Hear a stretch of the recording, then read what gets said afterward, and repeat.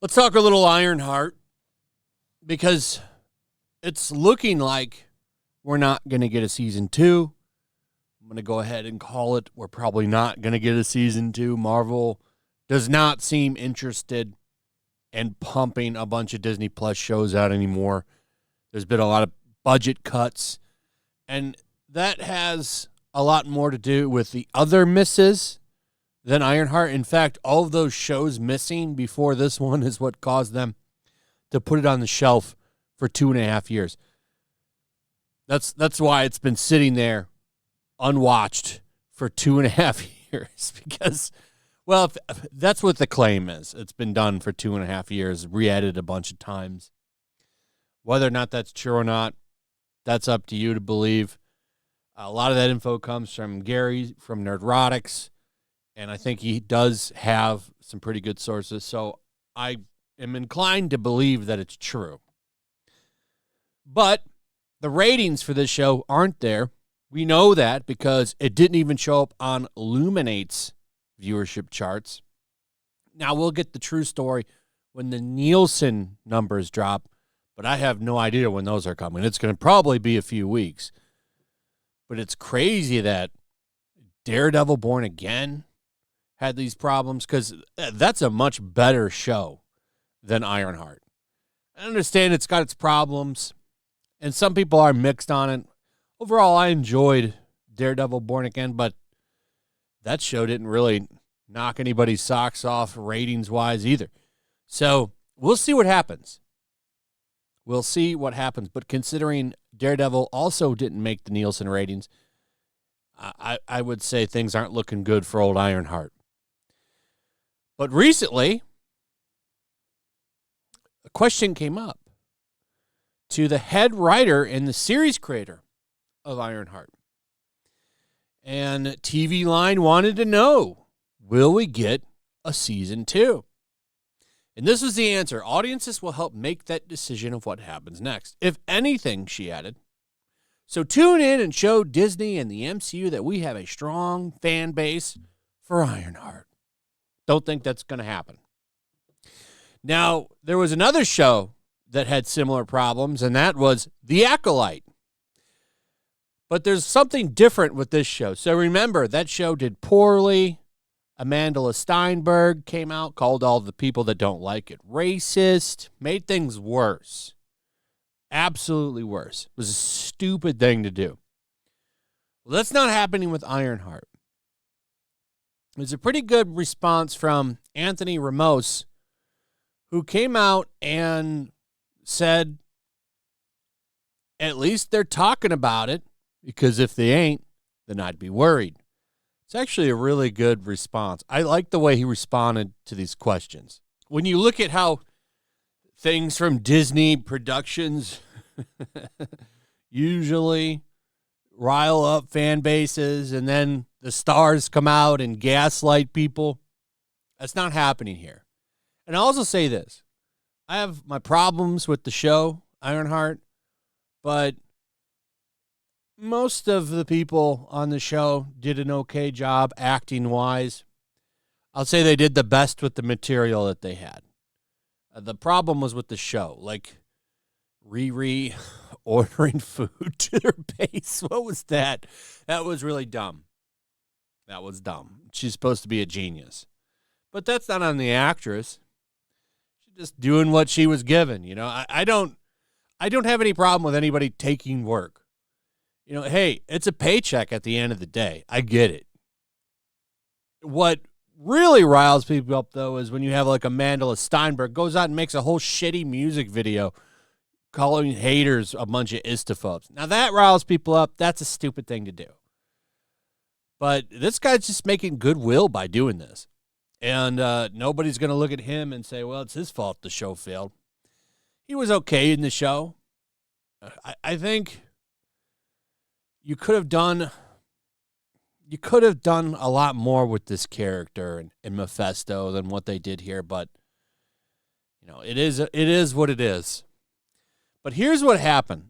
So He was also a part of Transformers Rise of the Beast. So he gives a pretty good answer about fandom here, which I was kind of surprised to see because you don't see it too much with people attached to Disney.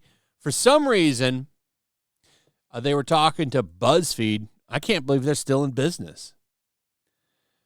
But they got asked a question about fandoms. So listen to this. At the top of their time together, the actor behind the Marvel Cinematic Universe's takes on the demonically powered supervillain The Hood was asked if he had noticed any differences between his time fighting alongside the Autobots and his current clash with Ironheart.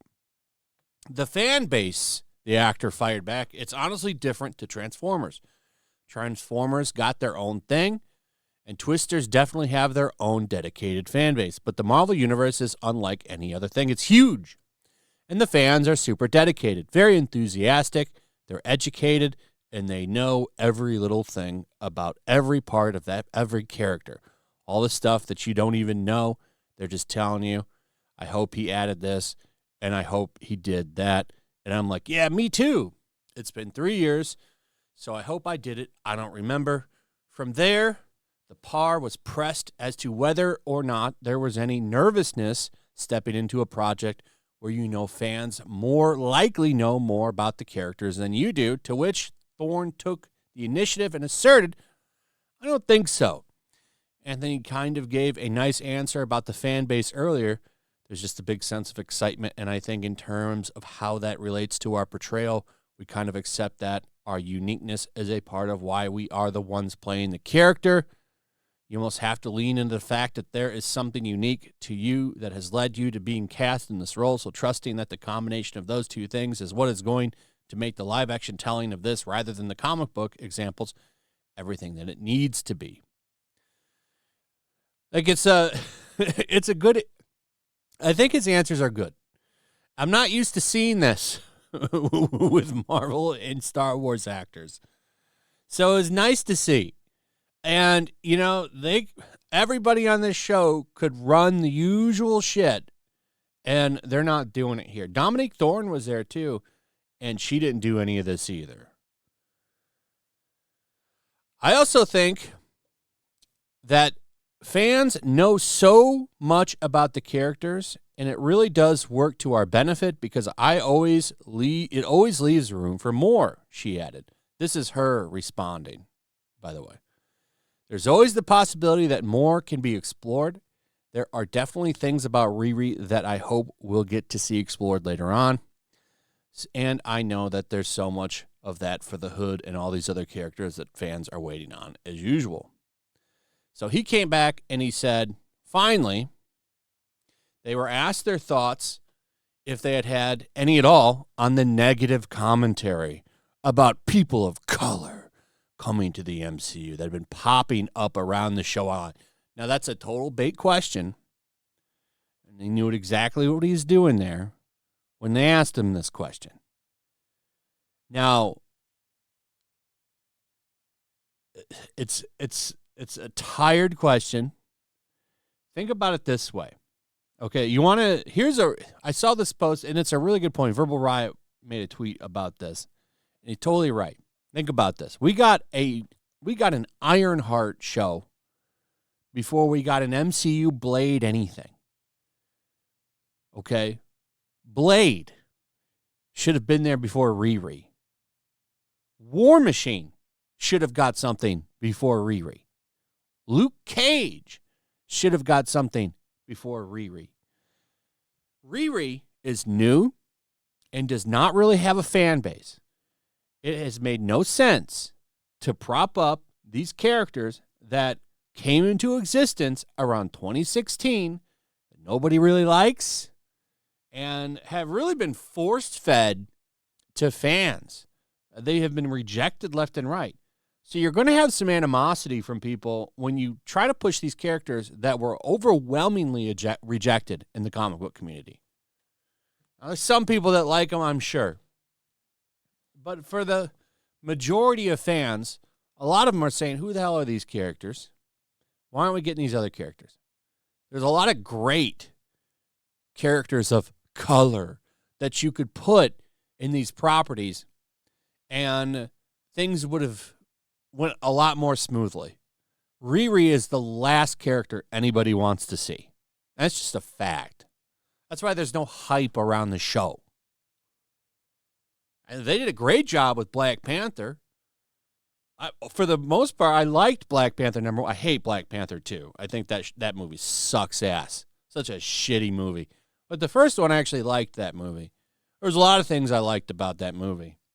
There's a couple things I didn't, but for the most part, I thought it was pretty good. He was really good in Civil War. He was great in Civil War. The character was done extremely well in that movie.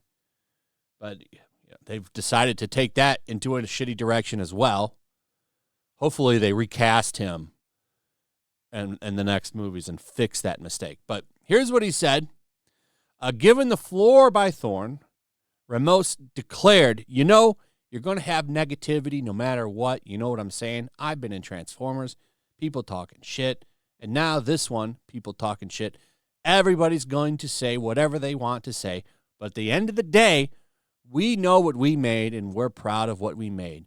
When you're the first of a thing, and we're not necessarily the first to do this, but of all the shows, we're definitely different, right? We're definitely different, right? He concluded, and I think that when you're stepping out a little bit like that, you put yourself in a position for people to say whatever they want. I think everybody's entitled to their opinion, and and at least they're talking about it, because if they ain't, then I'd be worried. Very fair. Very adult, too. And very well-spoken. So I think this guy will probably go far for whatever Hollywood does in the future. I don't know how much longer this kind of stuff is going to get made, but I think he's going to do just fine. As for Ironheart, though, this show likely not getting a season 2. She's more than likely going to show up in Doomsday and probably Secret Wars. And it'll really depend on what they do with her in those movies that speak to the future of the character. But I stand by my prediction. After Secret Wars, we have a rebooted Marvel Cinematic Universe, and all of everybody's favorites are back. Iron Man, Captain America, they're all going to be recast. Black Panther, recast. That's what I think is going to happen. And it would make sense to do. Because now you could have all those characters with the X-Men, with the Fantastic Four, and you could do the real Marvel Universe. But will anybody even care, man? I mean, comic book properties, outside of a few, mass-produced shit that they've been doing, it's just not working anymore. So we'll see. Let me know what you think in the comments. What are your thoughts on all of this? Also, if you would, please subscribe, hit that notification bell, share the video, like the video. Also, share my comic book campaign. Check it out. There's a link in the description. We got an awesome 60-plus page comic for you here. The art is done. The book is done. In fact, it's going to print really soon. So check it out, because after it's printed, limited stuff like covers A, B, and C, those will last as long as we have them. And once they go out of stock, they go out of stock. So check it out. But if you just want to check the book out, right? You don't want other covers. You just want the book. You can get cover D for $17. So check it out. Link in the description. And with that, we'll see you on the next one. Peace. The year is 1945. World War II rages from the halls of Buckingham Palace to the shores of the Nile River. Even now, the clash between freedom and tyranny is about to boil over. Somewhere in North Africa, 2 American flyboys are soaring high on a reconnaissance mission, searching for clues to a peculiar new obsession with the occult gripping the Nazi high command.